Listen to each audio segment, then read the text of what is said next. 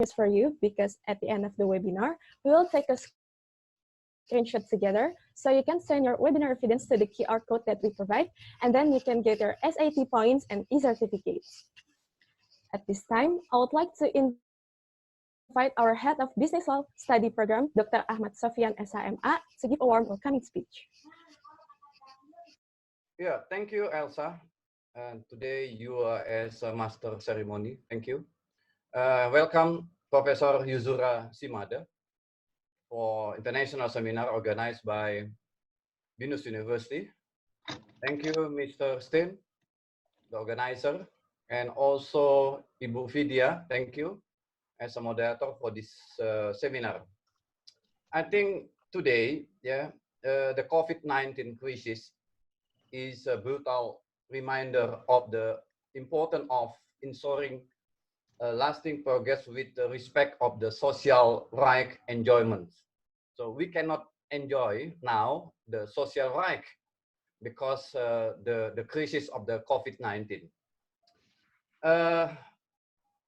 The government in the world, around the world, are declaring a state of emergency in response to the COVID-19 outbreak. It is crucially important to ensure that any exceptional measure introduced don't undermine freedom of expression and other human rights violation.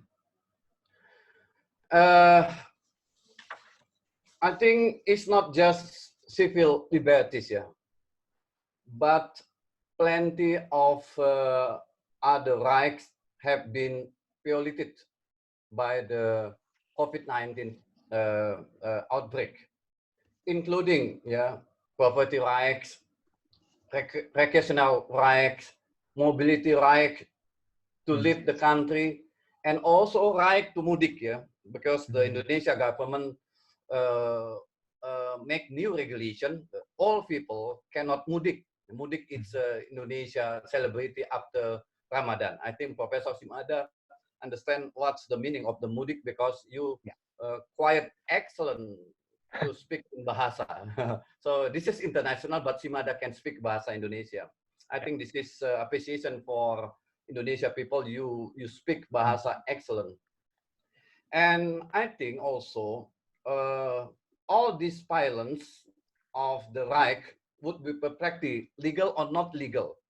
And this is the topic of our discussion, because after COVID-19 outbreak, all the government in the world make a regulation to pilot the right of the people, the right of the people guaranteed in the constitutional of each country and also the Charter of the Human Rights. I think this is a very interesting discussion because we talk about the freedom, we talk about our right, our principal right, and then COVID-19 pilots the right. This is the extraordinary situation because the government have to save our life and our health. And then I think this is a little question for me to Shimada, and then this is our discussion about the how about the legal aspect of the situation of the COVID-19, because the government make restriction our right and especially our expression. We cannot go to restaurant, we cannot go to the park, we cannot go to meet our family. I think this is interesting, and thank you, Shimada. You can join in our international seminar. I think we wait your excellent presentation in this international seminar. Thank you. And then I give my microphone to the master ceremony. Arigato.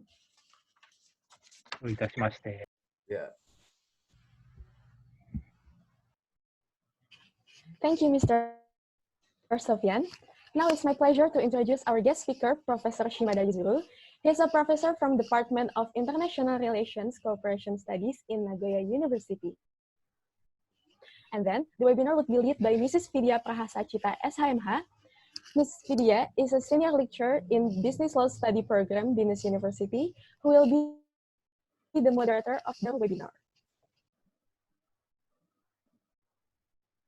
Okay, hello everyone.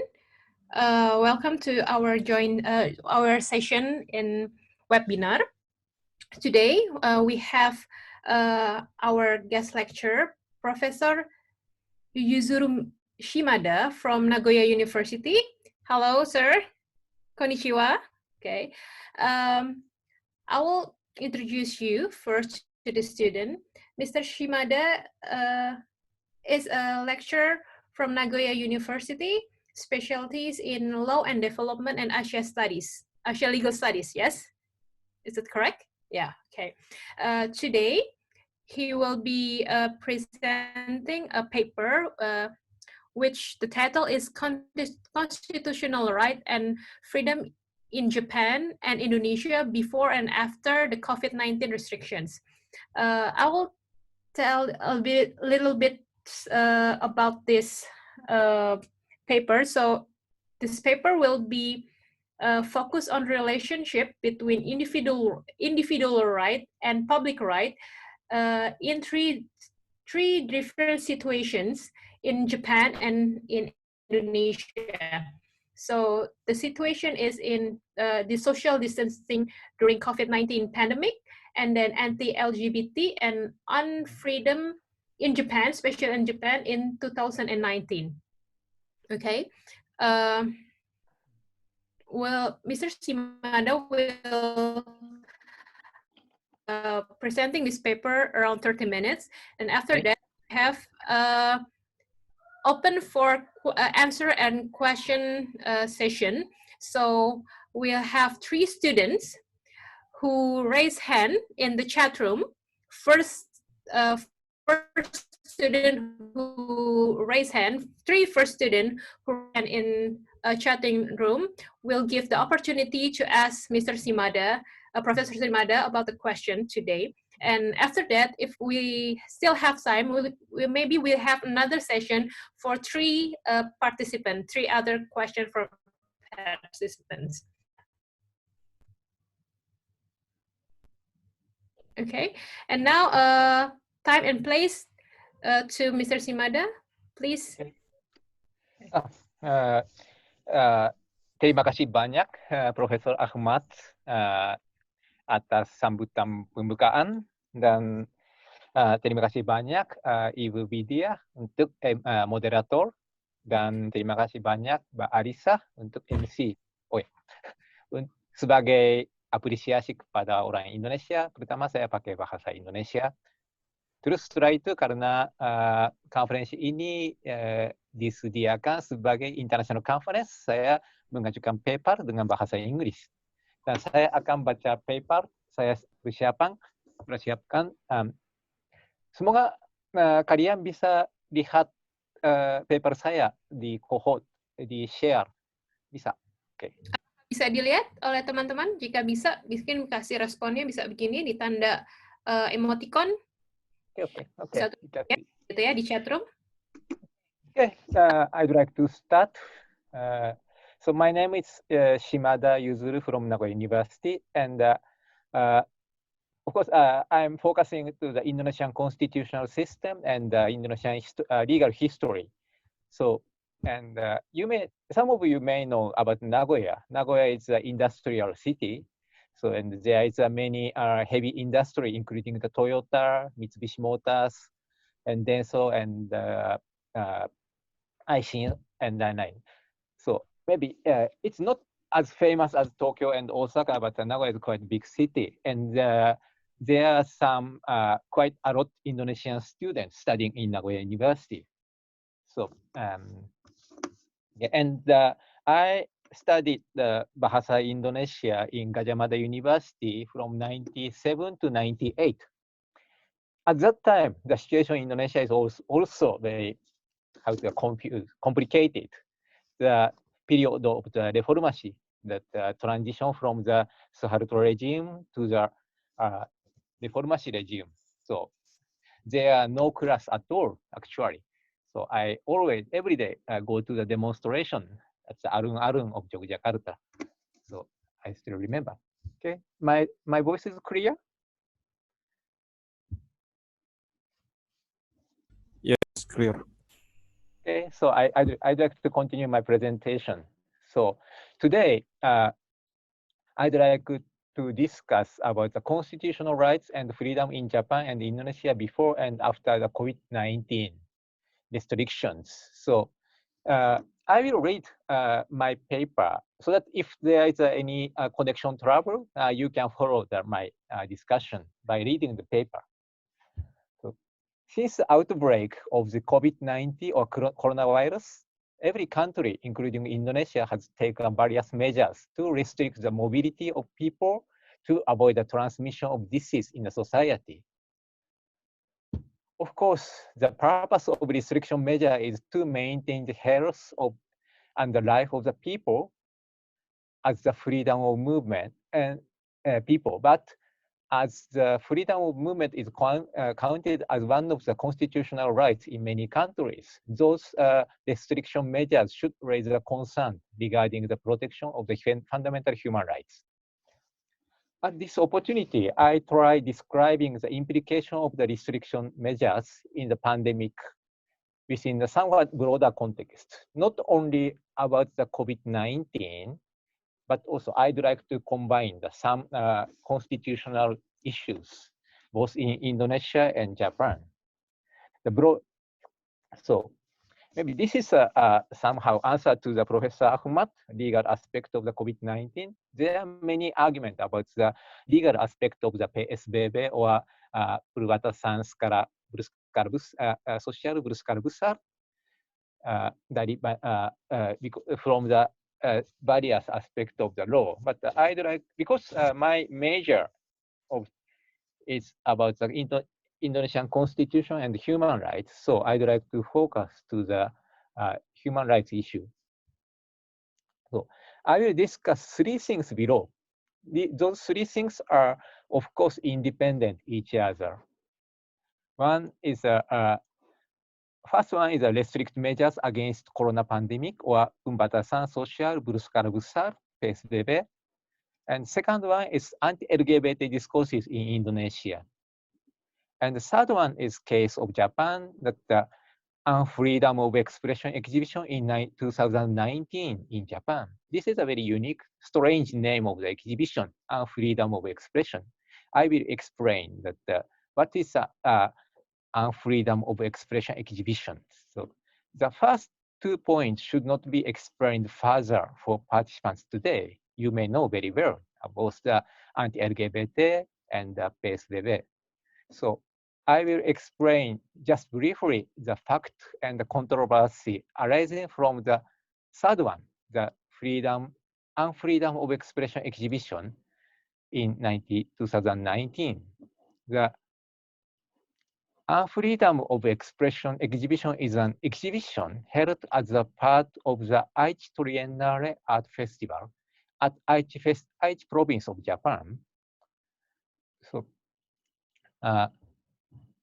the Aichi Triennale is a large-scale art festival organized by Aichi Prefecture and co-sponsored by the Agency for Cultural Affairs of the Japanese government and the Nagoya City. Nagoya City is the capital of Aichi Prefecture. So according to the Japanese local autonomy, that the capital city is a big city has somehow independent status from the province. So the exhibition is organized by the Aichi Prefecture government, Aichi provincial government, and supported by the state government and city government. So this is quite, in other words, the Aichi Triennale is an event funded by the budget of the public institutions, public financed event.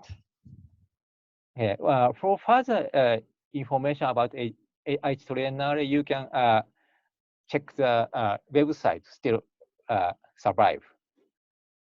So the freedom of expression exhibition featured artworks that were rejected to exhibit at or forced to withdraw from the past exhibition. So even though Japanese constitution provides freedom of expression, but because of the various reasons, some artworks was rejected to exhibit. So, and the reason for rejection is valid, but mainly for the political controversy. The organizer explained the purpose of the exhibition as follows. The freedom of expression is one of the core concepts of the democracy and fundamental human rights. Primarily, it refers to the right to criticize the power at any time, anywhere, freely, and in any way. But today, the target of criticism is not necessarily the rulers or the powerful. Therefore, freedom of expression is not unlimited, and adjustments are made when it undermines the human rights of others. In this exhibition, we will be able to find out what is behind each of the works they represent, as well as who and by what standards and how these works are regulated, rejected. So this is a quite interesting exhibition, which to discuss about the real freedom of expression in Japan. So maybe that this kind of the exhibition already held in other countries. That the most famous one is the let's say the art exhibition held under the Nazi German.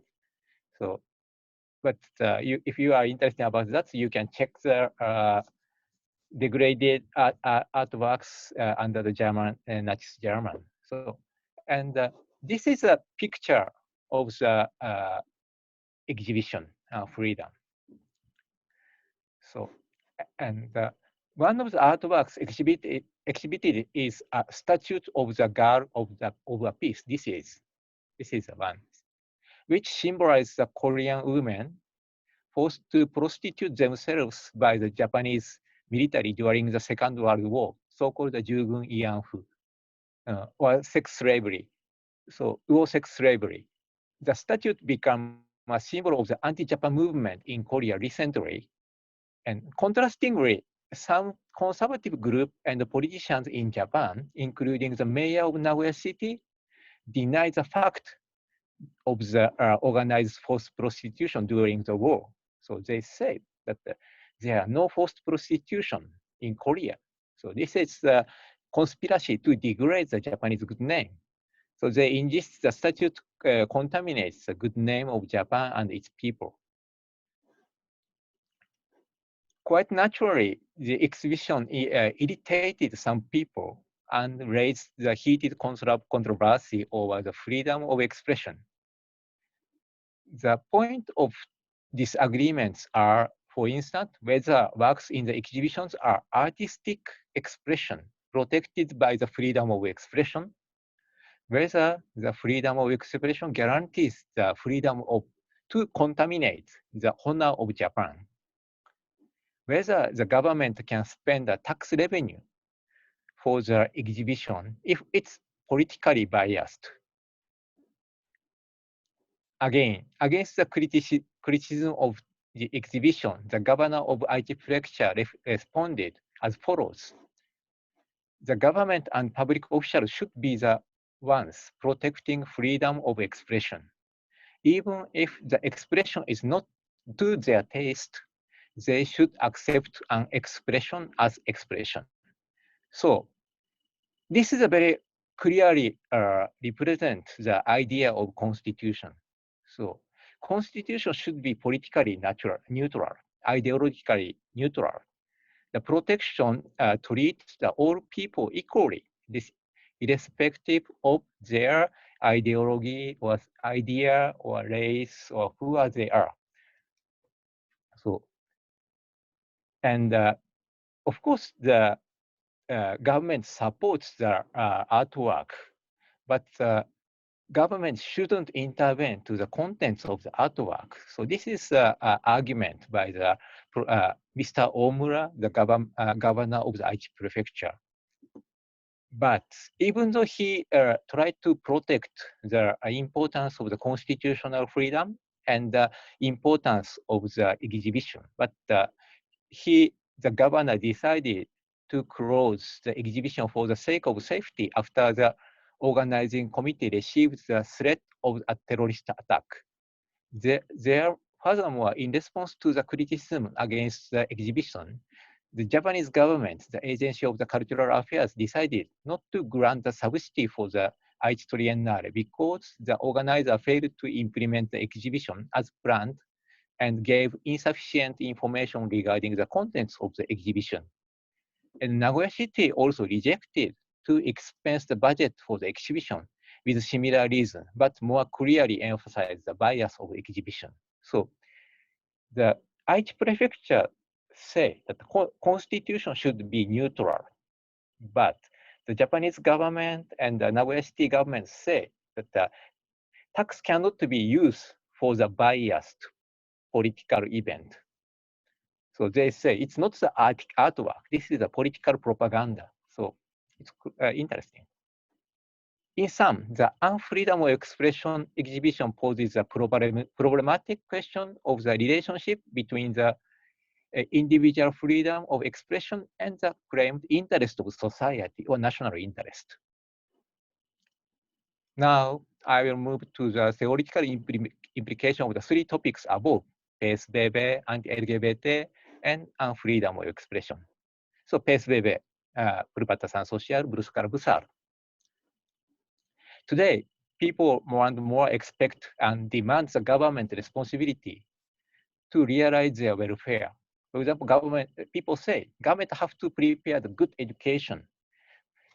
Government should secure the good health of the people, or government should secure our livelihood, our income. So the government also renders more intervention to the people's life to meet the expectation. To implement the welfare policy, a government needs to know the private information of the people. For example, government have to know their income in order to give the subsidy for their livelihood. Government have to know the health condition of the people to make the health insurance plan. So people knows how many people want to, or what the needs of the people for the education in order to make the education policy. So the government have to know the information about the people, such as their health, intellectual talent, and lifestyle. Furthermore, the government instructs the people to conduct properly for the sake of effective welfare policy. Maybe government asks the people, you have to go to the immunization periodically. You have to go to the regular checkup, health checkup. You have to go to the school and study. Yes. So, or you have to work seriously in order to reduce the burden of the government. That's why. So this is a welfare state. To the extent that the policy goal is reasonable, intervention and the restriction to the people's freedom by the government are assumed legitimate. So welfare policy is not the utopia. By asking the welfare policy to the government, we have to accept the intervention by the government to our lifestyle, private life. And we also have to pay the much tax to the government, which is necessary to finance the welfare policy. And this situation is quite different from that of the age of laissez-faire, when the modern concept of the fundamental human rights emerged and developed around the 19th century. In laissez-faire age, people demanded the government only to maintain the security of their property and freedom. In other words, that the government should be only the night watch, punjaga malam. Yeah. So in the laissez-faire age, that the people rejected the government intervention in their life and business. Biarkan saya aja, saya bisa menjaga saya sendiri, diri sendiri. Makanya tidak perlu bantuan dari pemerintah. Makanya jangan campur tangan kepada kehidupan saya. This is a laissez-faire state. It's a contrasting with the welfare state. Okay, the large-scale social restriction PSBB is a form of welfare policy or social health policy. For social health, the Indonesian government should have the legitimacy to strictly restrict the people's freedom to move and right to property, maybe to do the business, including. However, the restriction is one aspect of the welfare policy, not only restricting the people's freedom, but the government also has a responsibility for the budgetary measures to realize the people's welfare. Maybe government have to give the subsidy for the medical checkup or supporting the people suffers COVID-19. So restriction and support are both sides of the welfare state. Obligation to obey the restriction simultaneously entails the individual rights to life. However, in many cases, restriction overwhelms individual freedom and rights. A government more often demands the people to accept the restriction for the social interests in general, but the realization of individual right to life is left behind. Maybe government just asks that stay home, stay home, stay home. But if the people cannot work, there are no subsidy, no help from the government. So the social interest and the interest of individual in the society are not the same. As for PSBB, people have to choose either being unhealthy or death by COVID-19 or being unhealthy or death by hunger because they cannot work outside. You have to choose. Stay healthy in how. Be healthy by staying house or be unhealthy, go to the work. But particularly for the vulnerable population, the probability of being unhealthy by hunger is enough higher than being unhealthy by the COVID-19 if the sufficient care from their government cannot be expected. Okay, you can count how many people already suffered the COVID-19 and how many people already died because of COVID-19 in Indonesia. And how many people will suffer the difficulty of difficulty to survive if they cannot go out to work. So just calculate. Okay, maybe many vulnerable people will choose to go out. Maybe all of you are okay because you can come from the family which can afford your tuition fee. So you are rich enough. But for the small people, that this selection choice is very difficult. So it's quite rational for the vulnerable people to violate the PSBB. But this rational choice of a part of a people will be subject to the criticism because this behavior increases the risk of the society to which they are assumed to belong. A society usually the government represents it urges the people to accept the restriction on their freedom for the sake of the general social interest of society, regardless of whether they can maintain their indispensable rights or not. So this is a positive side and negative side of the welfare state policy.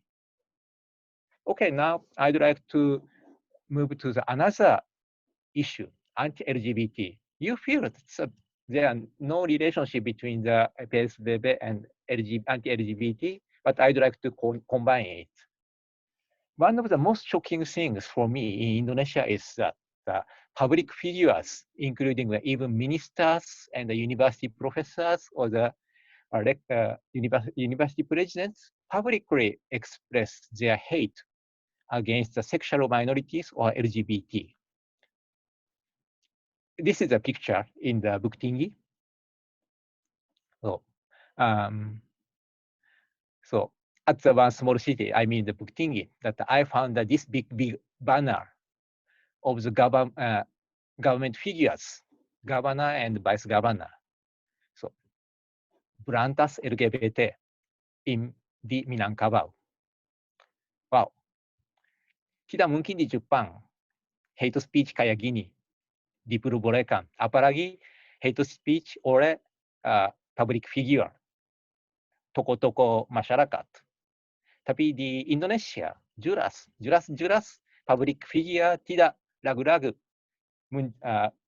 mengadakan ekspresi kayak gini, anti-LGBT. Dan selain itu, sorry, sorry, I'm confusing which language I'm talking.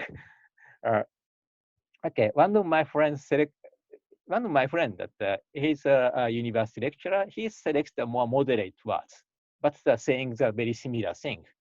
He says that, okay, they can have their own sexual orientation, but they shouldn't express it publicly. It is not compatible with our culture. They have to respect our culture. Okay, he say our culture. When they mention to our or kita, LGBT people are included in it. This is my point of argument. From the standpoint which assumes LGBT as a mental illness, maybe correcting their sexual orientation means incorporating the ex-LGBT people to our society by medical care. It is both for the interest of society and the interest of individual LGBT. And at the other hand, for the standpoint which considers LGBT is a blasphemous or anti-Islam behavior, LGBT has to choose to be excluded from our society or to be accepted as a member of our society by correcting their bad behavior. Okay. In either view, the relationship between an interest of society in general and that of individual LGBT is a key. To be recognized as a person or right to personal integrity is universally recognized as a fundamental human rights. The right to personality should include to choose their way of life as an independent person, or in other words, right to pursuing happiness. While recognizing the human rights for particular group of people hating LGBT, exercising the right to personal integrity by LGBT may form a risk against the interests of their society. Ada pertimbangan. Jika seorang mau melaksanakan haknya sebagai LGBT, itu dianggap resiko terhadap masyarakat kita. Itu ada konfliknya. In the anti-LGBT case, the definition of the social interest is more complicated than PSBB case. Formally, Indonesia is not a religious state. It's based on Pancasila. And perspective of the respective religions, at least recognized in the Pancasila principle, are various. Maybe perspective of the Islam against the LGBT is very different from the perspective of the Buddhism or the perspective of the Balinese Hindu over the LGBT is very different. So, and also that as no reliable scientific evidence that LGBT is curable illness has been presented, socio-medical interest cannot be clearly defined. Thus, the formation of the social interest against the LGBT, apakah kepentingan masyarakat dengan membatasi LGBT, it's more endogenous from the social interaction among the sexual majority, that the typical man and the typical woman, I say. And they may call themselves ordinary citizens and religious and political conservatives, like conservative ulama or conservative politicians. So they are argued and they interact and the discourses. So from those interactions that one kepentingan masyarakat, social interest emerged. So, and it's not the politically defined or the officially defined, but it's a more endogenous one. It tends to be a more radical, as in the case of the religious radicalism. So if people want to be or push to be a good believers of religion, a more radical opinion should lead the argumentation. It is not easy to halt this escalation process unless the opportunity of counter-argument is safely guaranteed. Iya kan? Mungkin banyak orang mau jadi orang takwa. Tapi untuk membuktikan saya adalah orang takwa, saya harus rajin sholat, saya harus bukan hanya rajin sholat, rajin baca Quran, tetapi juga harus membicarakan orang lain biar jadi Muslim yang baik. Dan kalau semua orang bersaing untuk menjadi lebih takwa, mungkin radikalisasinya lebih cepat. Untuk melawan arus itu, harus ada kesempatan untuk minoritas harus menjelaskan posisi mereka. Itu masalahnya. Tapi okay, but so that in order to halt this escalation process, there should be the clear practice of the constitutional right to expression for the minority, but it's very difficult in Indonesia, politically and socially. So far, I'm impressed. If I talk something about the Islam, I have to be facing to the very harsh social response. So it's very difficult. Okay, so I'm turned to the unfreedom expression and exhibition in Japan as for the argument. In two discussions above, I argue the relationship between the interest of individual freedom and the interest of society in general. In the PSBB case, the interest of society can be defined as somewhat objectively by the government. On the other hand, the anti-LGBT case, the conceptualization of social interest is endogenous. Endogenously formed social interest overwhelms the right to individual freedom in even the most democratic society. Indonesia should be the democratic society after the Reformation. But now, under this highly democratized system, the minority suffers the interest of the minority is damaged by the democratically elected government. This is a difficult question. We have to address it. The oppression against the individual freedom in the democratic society is not a new problem. For example, John Stuart Mill already discussed the tyranny of majority in his book titled On Liberty, first published in the 19th century, 1859. Then John Stuart Mill insisted on the importance of the constitutionally guaranteed human rights to counter the tyranny of the majority. So tyranny of majority is not the tyranny by the king. Even the democratic society, they are tyranny. So we have to counter it, according to the Mill. Now turn to the freedom of expression in Japan. The oppression against the unfreedom of expression exhibition emerged from the Japanese society itself.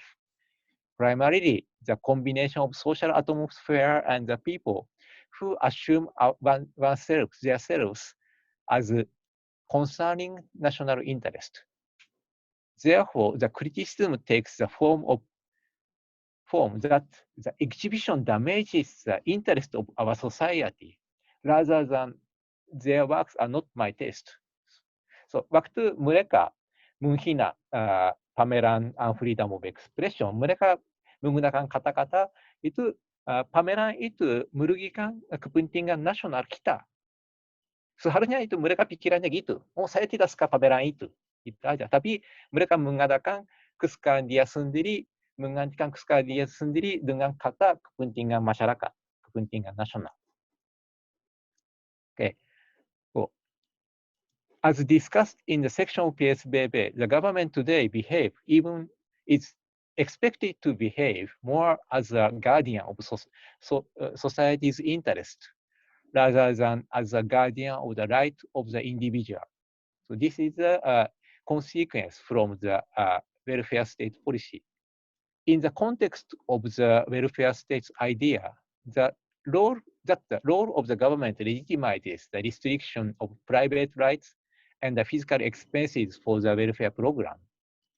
On the other hand, if that the government's role linked to the populism tendency in a democratic state, endogenously generated social interest is equated with the national interest, and constraining the freedom and rights of minority obtains the legitimacy. Because not only restricting the people's social rights or the property rights, maybe that by combining the populist tendency, that the national interest is extended, and on the name of the national interest, government can legitimately constrain the minorities' right. So the tyranny of the majority is in a democratic state becomes a reality. In the controversy of the unfreedom of expression exhibition, many politicians and public figures raise opinions such as tax shouldn't not be used for the activities which are contradicting national interest. Public facilities are not for the anti-Japanese activists, and so on. Okay, so tidak boleh pakai pajak kita buat kegiatan anti-nasional, anti-masyarakat. Fasilitas publik tidak boleh dipakai, digunakan untuk bias activity, aktivitas tidak neutral. Seperti ini.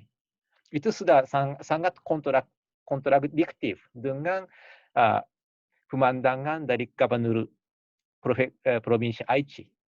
Dia bilang, pemerintah tidak boleh membelakan masyarakat dengan ide atau pikiran. Okay, but in Japan, that the government can treat differently the people in accordance with their idea and thought. What's the role of freedom of expression play in the relation between individual freedom and the society's interest? In one of the most cited work in the freedom of expression, that Thomas Emerson summarizes the values of the freedom of expression as follows. First, the freedom of expression is important as assuring the individual self-fulfillment. Second, as a means of attaining the truth. And third, as a method of securing the participation by members of the society in social, including the political decision-making, and as maintaining the balance between the stability and change in the society. So you can read his work towards the general theory of the First Amendment of the United States. It's published in 1963.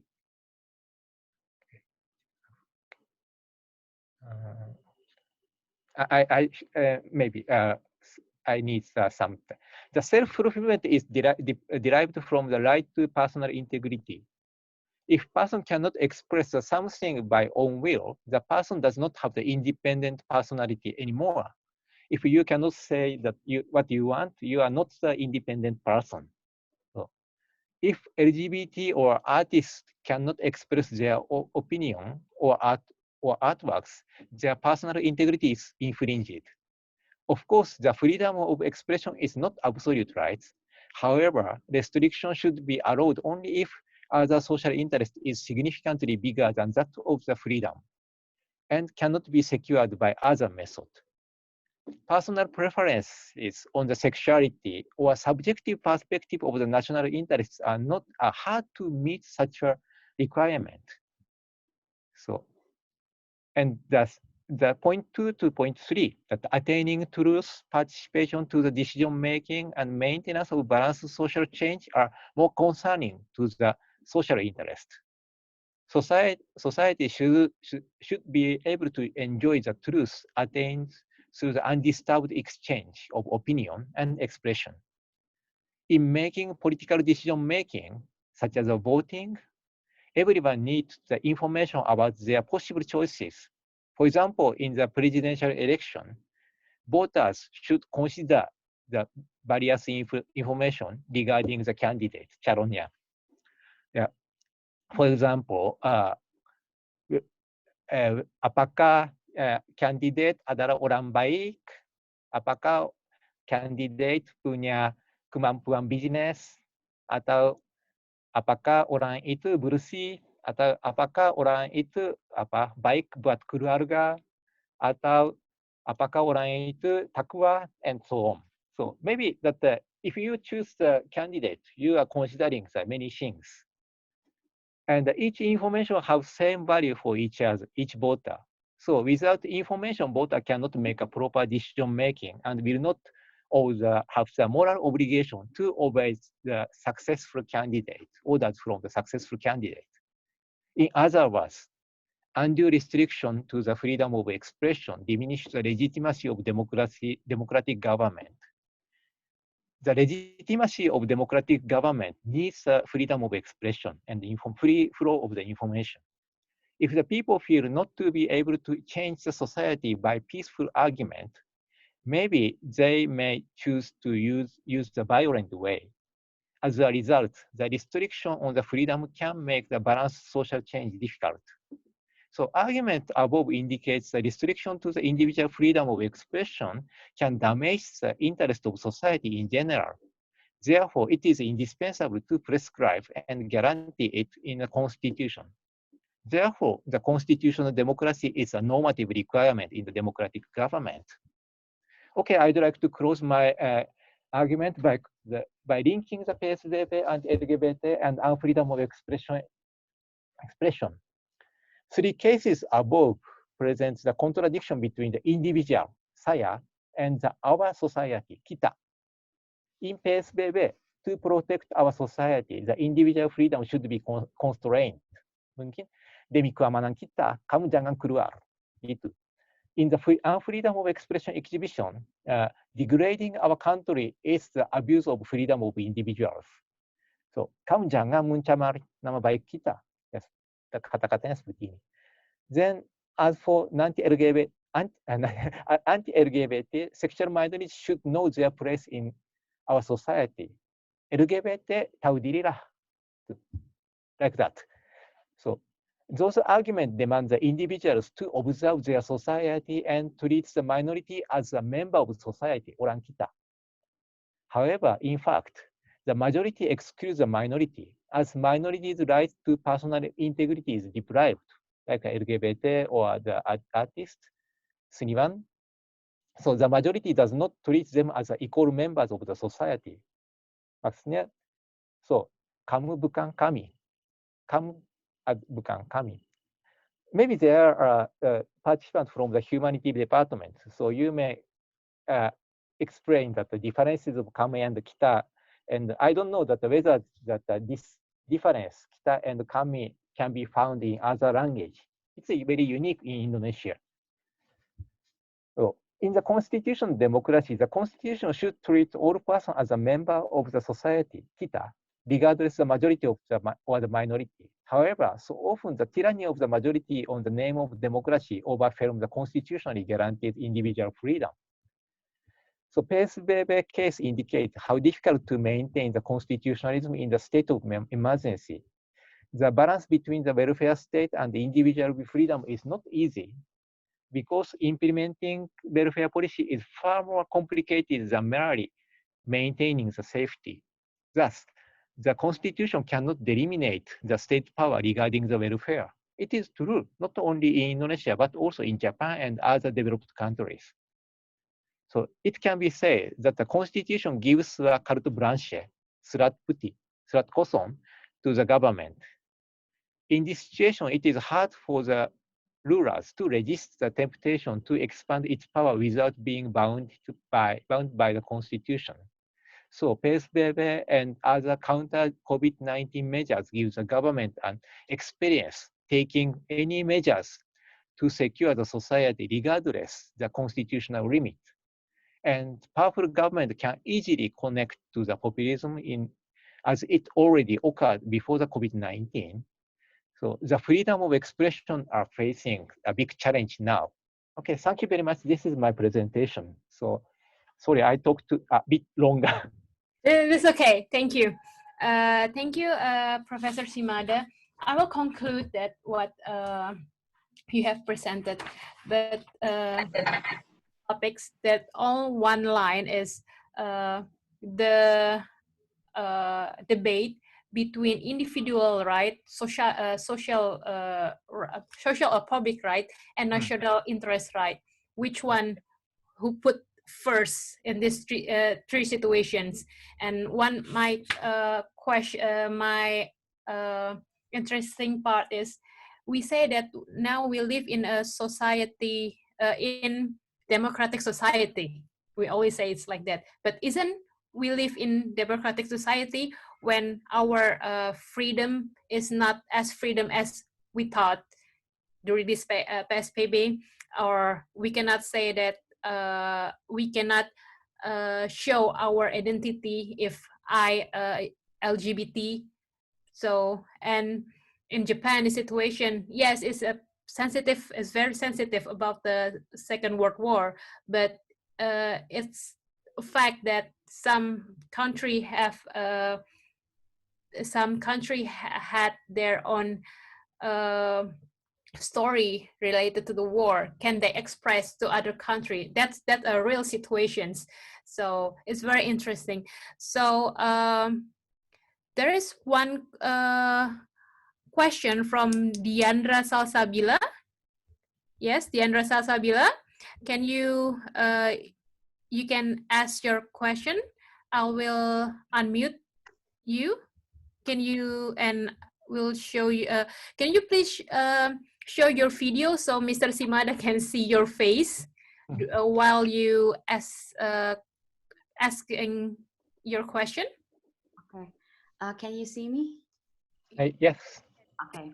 You introduce yourself first, from which department in Binus University? Okay. My name is Diandra. I'm from the Business Law Department. I am currently an intern, and I have a question regarding the LGBT community. So as you said before, constitutional is supposed to treat people equally, no matter what's their race, their religion, their gender, etc. Okay. And people have the right to their own constitutional freedom. I want to connect this to the LGBT community, although there is an actual medical term for transgender, especially, which is the gender identity disorder, or GID, where they feel like they are trapped in the wrong body.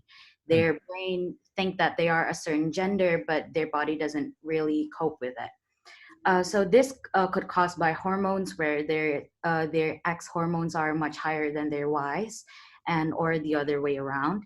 So what is the solution? My question is, what is the solution for the LGBTQ community so that they could stand their independence?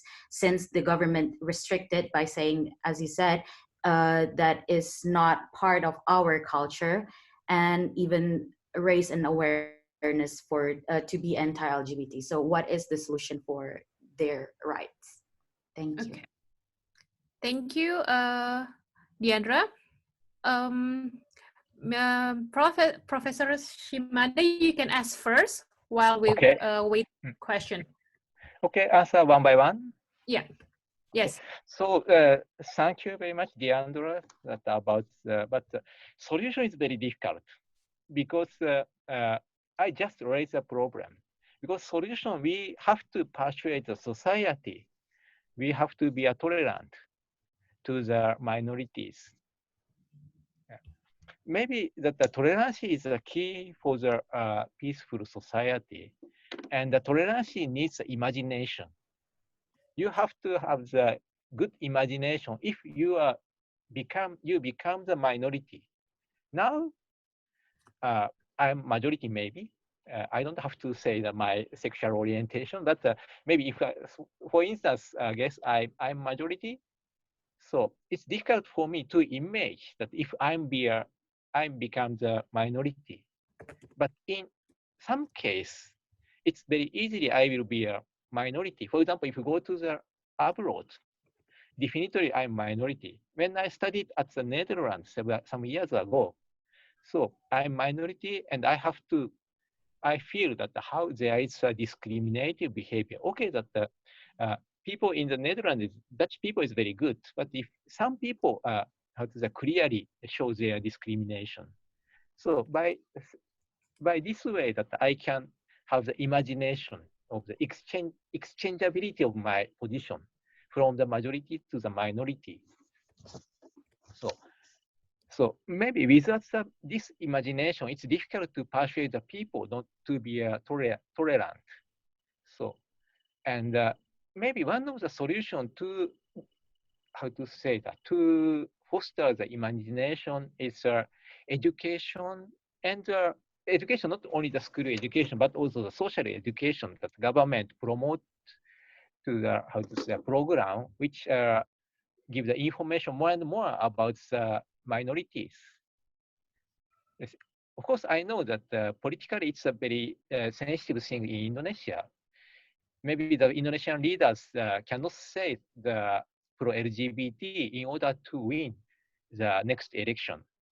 So, but some leaders should be more, how to say that, dare to do that. Sorry, that about the solution, it's very difficult to answer. It's not, there are no instant solution at all. Okay. But it's very good, interesting question. Thank you. Stimulating.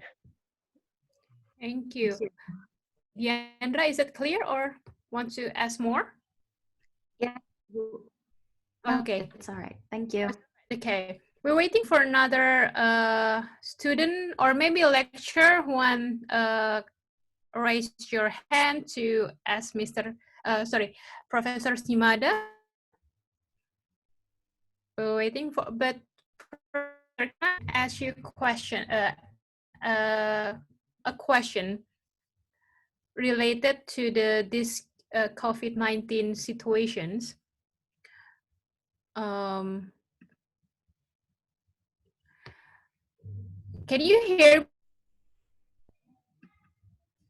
Yes, in this during COVID-19 situation related to the spread and distribution of fake news in Japan related to COVID-19. Okay. Yeah. It's also a part of the debate between our personal right to receive information, whether is correct or not, because during the internet era, it is very difficult to verify the real the real news and the fake news. And the government, I would say, interest to put the situation calm down, so people will focus to this COVID-19 pandemic situation, rather than to criticize the government. This how they handle the situation. Can you explain to us related about that? Okay. Fake news and the information. Government responsibility to how to offer the correct information. Yeah. Yeah. Now I'm thinking about the fake news. It's a very difficult problem. Before I say that the fake news shouldn't be regulated too much, because that even though the fake or not is a quite subjective, relative issue. So if I say that how to say that Indonesian government is corrupted, this is some people say this is a fake news, but some people say it's a true, or some people say this is a Shimada's opinion. So not the news. This is just the opinion. It's a matter of the freedom of opinion. So that's why, and this is very difficult to differentiate the fake or true or opinion or the objective information. So, and rather than has to overly limit the freedom of expression, I think that the fake news should be unregulated. Only if that the fake news is pose how to say a real danger to the society, or how to say real and clear danger for the society, government should how to say protect any information as a freedom of information. And so that's why so I'm thinking while talking. So, and because I'm tackling this problem now. So and and I think that we should turn back to the more classical test of the freedom of expression, such as real existing real danger, or how to say I forget the malintention. Yeah. the how to say good name or protection of the good name of the people. So those how to say classic criteria or test for the freedom of expression is that already examined time to time, and we can find some value from them. So, and in reality, that the how to say controlling the fake news are abused by the many authoritarian and democratic governments. So many governments, including the Singapore and somehow the Indonesia, that how to say they say that the fake news should be limited, controlled, but it's not for the people's interest, but more political interest of themselves. So by facing this reality, I cannot say that the fake news should be constrained for the sake of public interest. Thank you. Okay, very interesting that this is classic situation, I think, but the development is very fast now. Yeah. This country now dealing with the fake news, especially during this COVID-19, not just about the news that attack the public interest, attack the national interest, but also like small or little fake news related to the health. So it's irritating, but it's worse if the government cannot handle it that well. Yeah. Okay. Yeah, and I think it's that it's almost impossible to control the fake news under the SNS period age. Yes. So, for example, have you ever heard about if you want to avoid the coronavirus, you should drink the hot water? Yeah. This is the same we get the same fake news in Japan. So fake news is that has spread quite quickly all over the world. Yeah. So, and maybe return to Japan or Indonesia again, even though Indonesia decided to, how to say, the mengikuti. Yeah. Yeah. So maybe rather than it, that the government should give the more clear and correct information to the people. Yeah. Rather than how to say the restricting the fake news. Okay. Well, we're back to the audience, to the participants. There's any oh yeah, we have one question from Laudia. Okay, Laudia, I will unmute your mic, and please, if the connection possible, can you please show your video so Professor Shimada can see your face? Okay. Okay. Hello, thank you for this opportunity. I will ask my question in bahasa. Is it okay? Ya, boleh. Boleh. Indonesia ini kan termasuk negara demokrasi. Artinya kita sebagai warga negara mempunyai hak-hak untuk bebas memilih. Nah, dengan disebutkan Profesor Shimada tentang LGBT di Indonesia, bagaimana menanggapi tentang demokrasi tentang sexual orientation yang harusnya membebaskan masyarakat untuk bisa memilih? Dengan adanya hate speech ini, bagaimana seharusnya pemerintah bereaksi terhadap LGBT? Terima kasih. Government, pemerintah beraksi terhadap LGBT artinya apa? Untuk membatasi LGBT atau melindungi haknya LGBT. Mana maksudnya? Ya, untuk melindungi hak-hak warga negaranya, terutama untuk yang LGBT, dengan adanya hate speech dan sebagainya, bagaimana harusnya pemerintah bereaksi? Ya, makanya saya sudah tadi katakan, kita harus itu mengacu kepada klasik teori klasik tentang kebebasan ekspresi. Mungkin hate speech dianggap sebagai salah satu bentuk defamation, cemarkan nama baik. Pencemaran nama baik. Ya, pencemaran nama baik. Tapi bukan untuk itu satu orang tertentu, tapi komunitas LGBT secara kelompok. Makanya kita bisa menerapkan kriteria ini kepada hate speech. Hate speech dianggap sebagai defamation, pencemaran nama baik, dan merugikan hak yang kepentingan mereka. Makanya bisa dibatasi. Mungkin kriterianya lebih jelas daripada itu fake news. Ya. Laudia sudah jelas?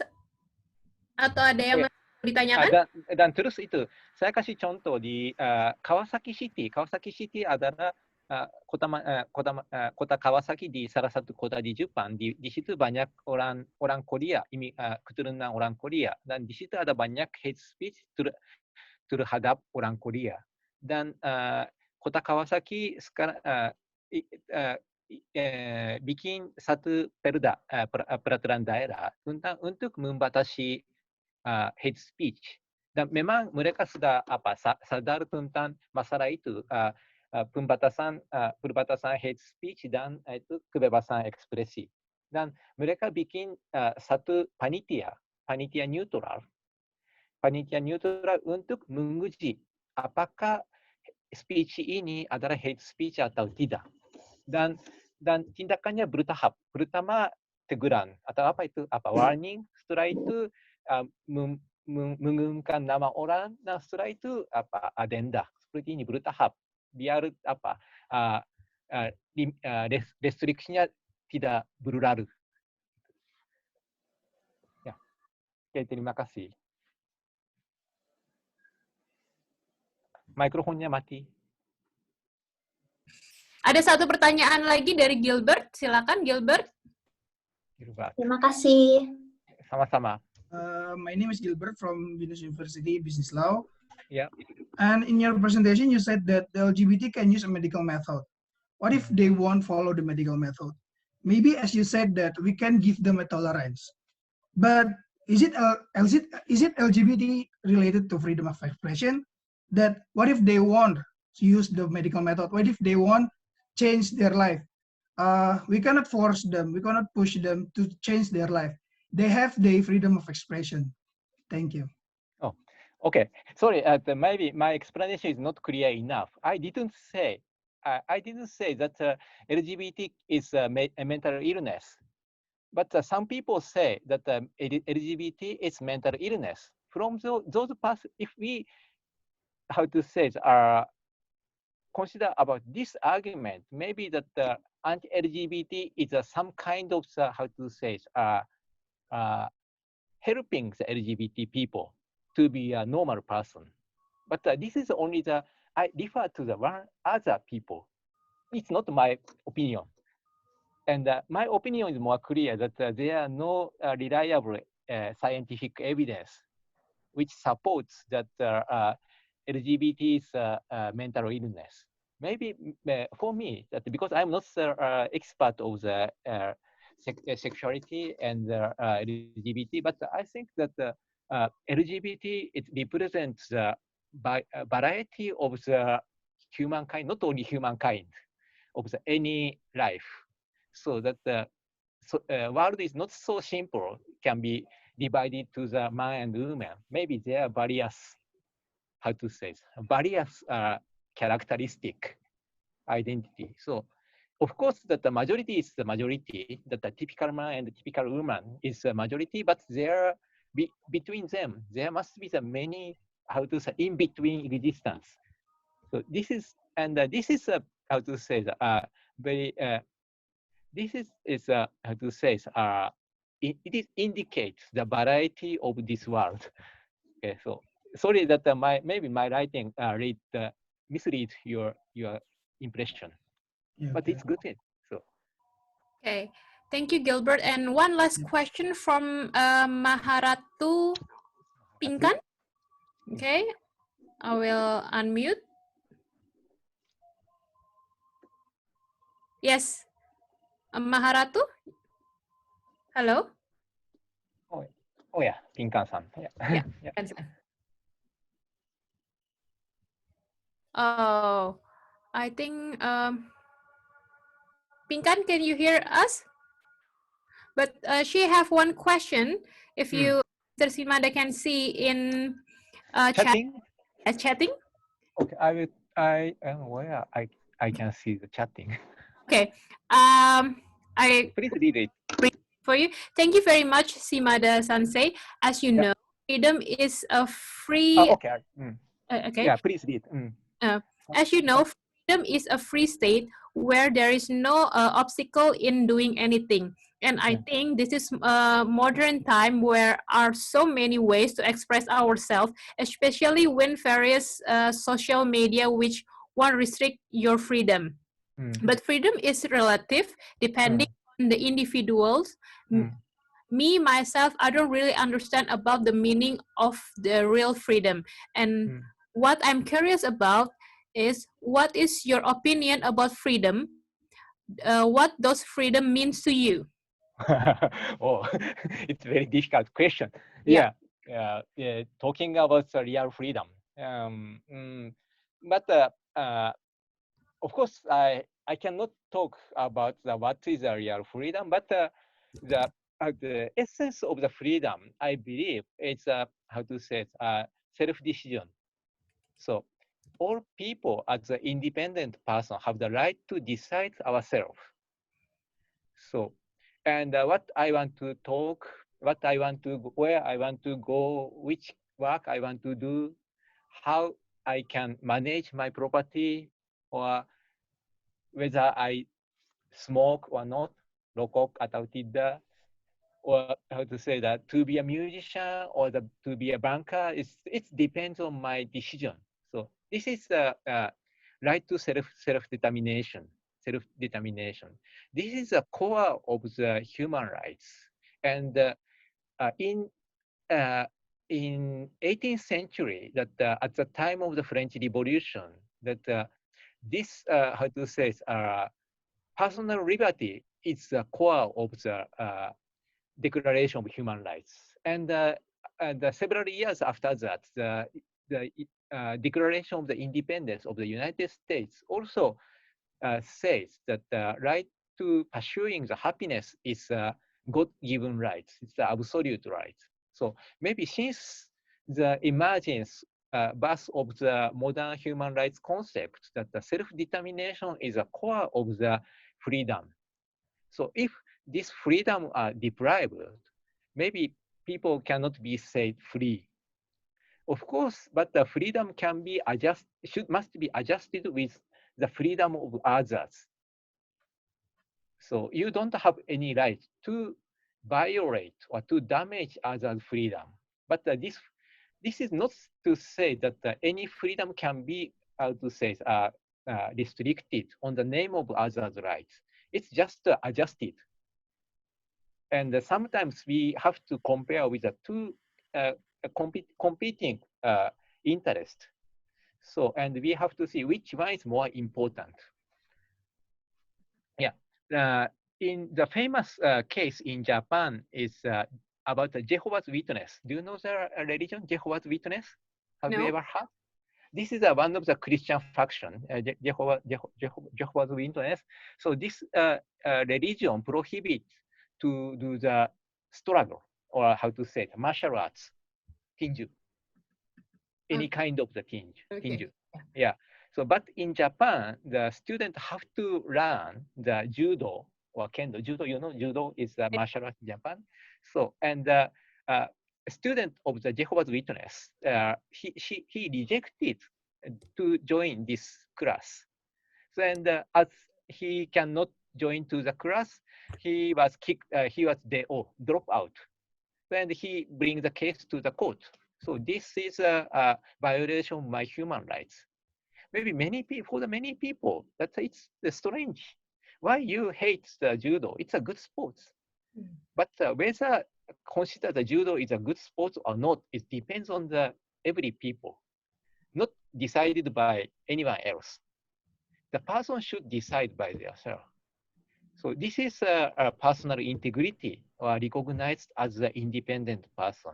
And in this case, that how to say that comparing the interest to be to pursue their religious belief and interest of the school to teach about the judo, which one is more important?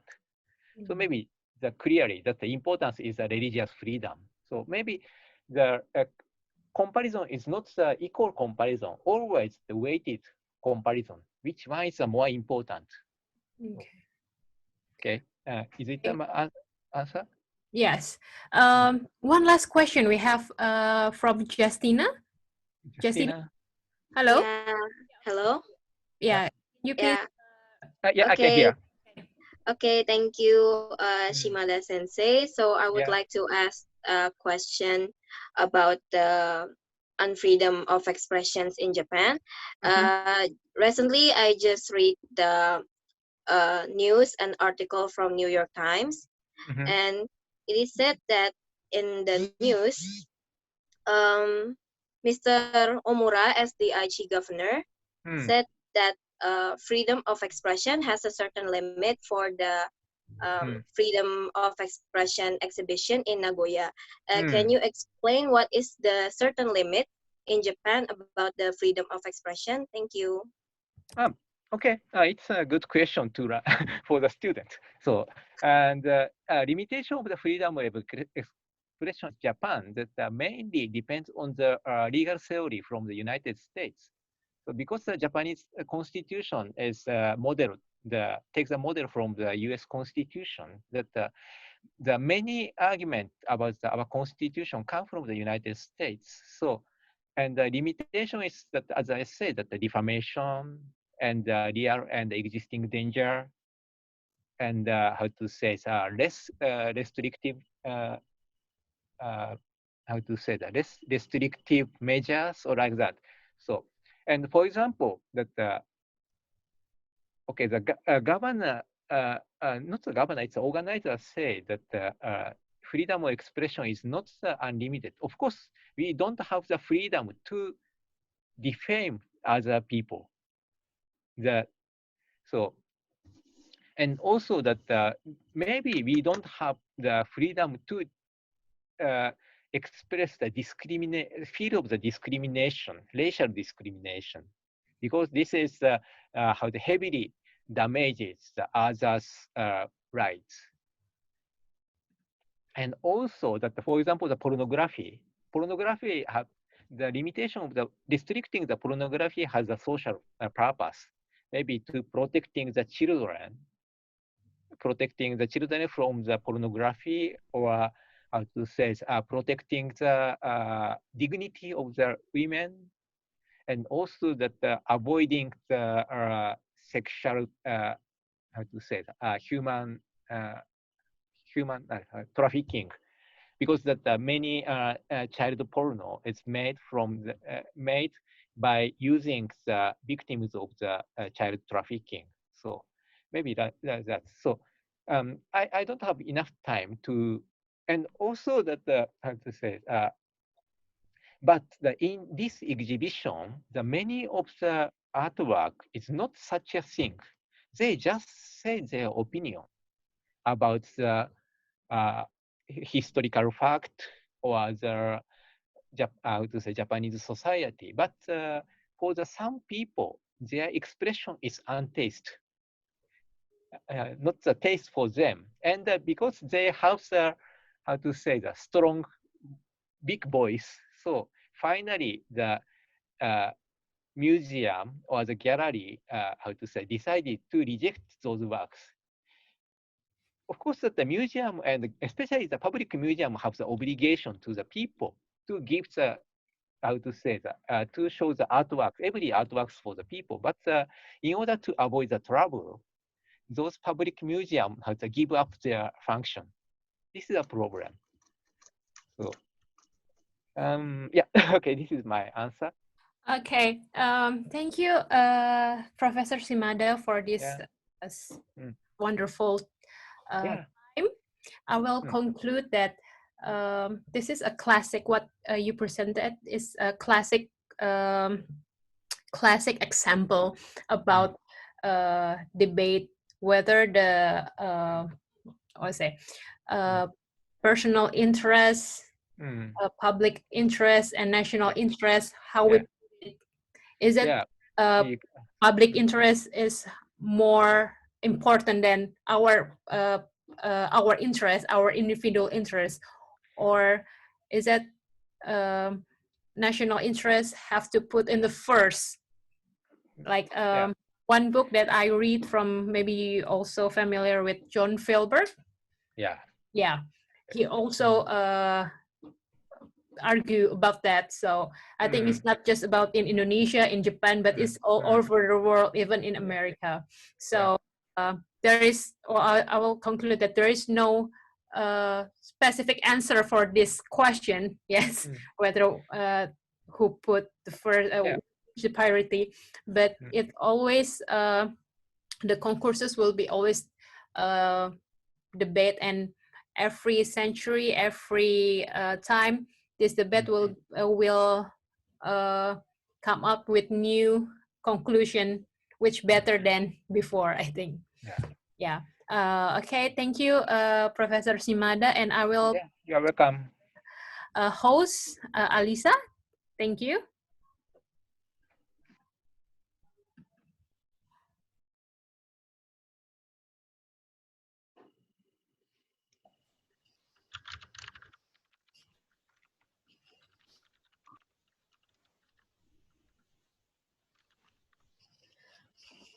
Ladies and gentlemen, finally we come to the end of this webinar. On behalf of Business Law Binus University, thank you, Professor Shimada. We are very honored to have you with us here. And thank you, Mrs. Vidya, as the moderator of the webinar. It's a pleasure to host this webinar. I hope the presentation that we're given are useful. And now we're going to take a screenshot together. Miss Vidya. Before that, maybe Pak Sofian will give a certificate or other Chandraman or Mr. Electric certificate. Oh, okay. Certificate. And also closing statement, maybe the department. The certificate will send by email. Thank you. Professor Shimada, yeah. Okay. We forgot the singing Indonesia Raya before starting. Just kidding. No Indonesia Raya today. Okay, no problem. Okay, thank you very much. It's a very good opportunity for me. Okay. Thank you. Maybe you can take picture, Alisa. Yeah. Screen, the presentation I think must be take out, Prof. Okay. Yeah. Yes. So we can, yes. Okay. Yeah. Okay. Ooh.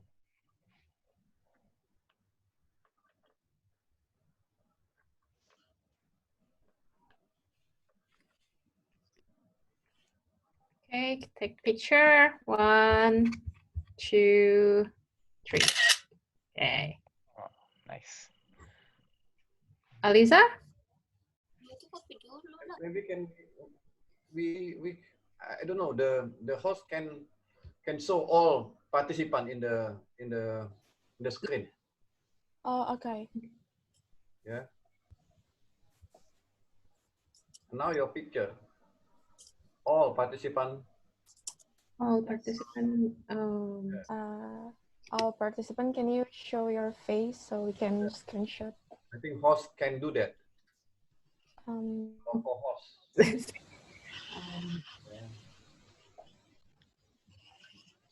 Gallery, please. Gallery. Okay.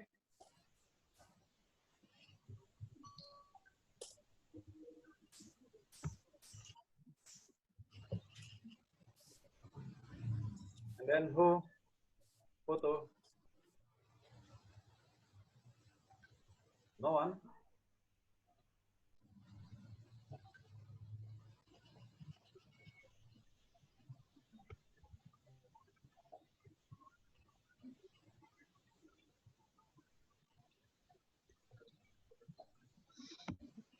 Tunjukkan 2 jempol dong.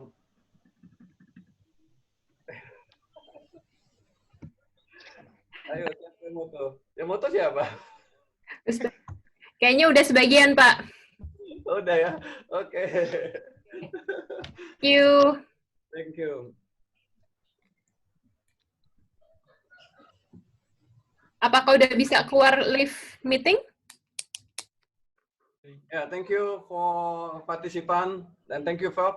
I will close this meeting and then hopefully you enjoy and then hopefully the corona epidemic in the Soon over. Or you can come to Jakarta. Welcome. Yeah. Bye. Yeah, Bye-bye. after the banning lifted. Bye. Bye-bye. Thank you. Bye. Thank you. Makasih Pak Bu. Thank you. Bye. Terima kasih. Thank you. Selamat puasa. Thank you. Thank you. Thank you so much. Thank you so much. Makasih Pak Bu. Thank you so much. Makasih Pak Bu. Makasih Pak Bu. Thank you so much. How many participants? Terima kasih banyak Pak Bu. Sama-sama. Arigato. Arigatou gozaimasu. Arigatou gozaimasu, Sensei. gozaimasu. Ada banyak bahasa Jepang pintar. Arigatou Sensei. Itu pernah ke Jepang ya? Hai, Aksennya bahasa Jepang sekali.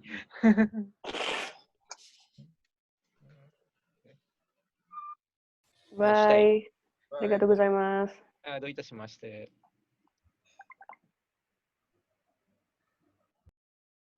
失礼します。失礼します。日本人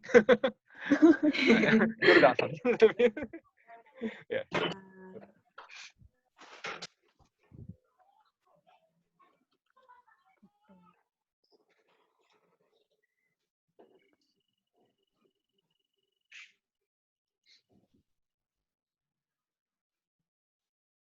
「命題の卒業生です」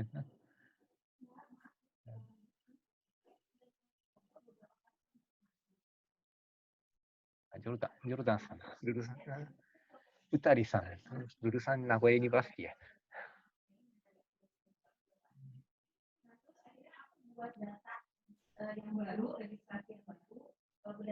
Halo, Stein. Halo Yusuf. Ya, sudah. Lumayan bagus, itu bagus ya pakai Zoom ya. Ya, stabil ya, cukup stabil. Stabil, ya. Iya. Dan itu loh, lebih bisa Ya. konsentrasi pada presentasi. Iya. Ya. Ya, kayaknya itu 200-an kan? Itu, Di 200 lebih ya yang ya. akhirnya masuk. Tapi bisa stabil, hebat. Karena di mute. Ya, ini. Di mute mungkin. Pernah coba ini apa Google Meet atau Microsoft Teams? Oh, belum. Oh gitu. Saya selalu pakai Zoom, tapi universitas menganjurkan pakai Microsoft Teams. Tapi saya takut itu apa performansnya tidak bagus. Oh, oke. Kalau Zoom itu sangat bagus. Oh. Binus sudah kerja sama dengan Zoom. Oh, Zoom. Oh gitu. Oh. Pandemic, they already sign MOU with Zoom. Oh gitu. Activity will be used Zoom. Oh, sudah lama. Sebelum COVID. Sebelum Corona. Pas COVID. Oh, pas COVID. Oh gitu. Katanya Universitas Nagoya mau kontak itu agennya Zoom setelah Corona tidak bisa nyambung. Oh. Teleponnya sibuk terus. Akhirnya tidak. Oke, give up. Tidak bisa apa-apa. Ya. Makanya saya itu apa subscribe sendiri bayar 2.000 yen. Kayaknya lebih stabil daripada yang lain. Cukup enak pakainya. Ya. Ya. Dan mungkin kayaknya datanya tidak terlalu banyak ya. Apa data size-nya tidak terlalu banyak, makanya ringan. Oh, binar saya